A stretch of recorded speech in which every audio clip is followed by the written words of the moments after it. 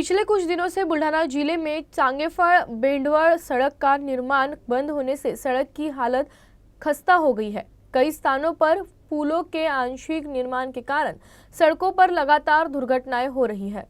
चांगेफळ से भेंडवाल मार्ग और एलोरा से भेंडवाल के बीच पुल के आंशिक निर्माण और उसके किनारे एक बड़ा गड्ढा होने के कारण इस गड्ढे में अब तक कई दुर्घटनाएं हो चुकी है, जिसमें 3 से 4 लोगों की मौत हो चुकी है, जबकि दुर्घटना के शिकार कई लोग आज इलाज के दौरान मौत से जूझ रहे हैं।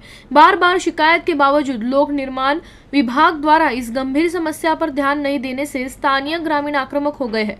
ग्रामीणों ने चेतावनी दी है कि यदि लोक निर्माण विभाग ने शीघ्र सड़क व पुल का आंशिक निर्माण शुरू नहीं किया तो वे कड़ा विरोध प्रदर्शन करेंगे। कमीत कमी 2 वर्षापासून हा रोड प्रलंबित आहे आणि प्रलंबित असल्यानंतर मागील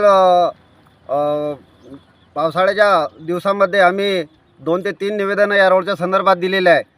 निवेदन अशासाठी दिलेले आहेत की ह्या ज्या मोऱ्या आहेत ह्या मोऱ्या रोड चालू असताना अर्धवट होत्या आणि अर्धवट असताना प्रवाशांना वाहतुकीसाठी खूप मोठं अडचणीचं एक माध्यम झालं होतं। त्यामुळे आम्ही सार्वजनिक बांधकाम विभाग जळगाव यांना निवेदन दिले होते, परंतु ही जी मोरी आहे सध्या आम्ही उपस्थित असणारी ही मोरी आहे, या मोरीमध्ये आजताग आहेत। हे शिवसेनेच्या वतीनं आम्ही त्यांना निवेदन दिलं होतं, तरी पण त्यांनी काही लक्ष दिलं नाही। भेंडवळ ते चांगेफळपर्यंत असा रोड आहे की धुळाचं साम्राज्य आहे सर्व। आता यात्रा झाली इल्लोरा, याच्यामध्ये एवढे लोक पडले की 4 जण तर जाग्यावर म्हणजे सिरियस आहेत ते, आणि त्याच्यातले सोगोळ्याचे 2 जण झाले, त्यातला 1 जण खलास झाला। आता 4 ते 5 आता 2 दिवसातच ॲक्सिडेंट झाले आणि असे 9 ते 10 झाले।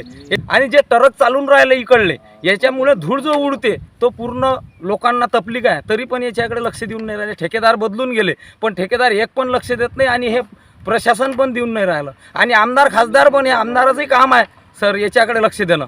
आमचे आमदार एवढे मोठे मंत्री होऊन गेले तरी पण आपल्याकडले इकडं एवढं दुर्लक्ष का, हे माझं मत आहे।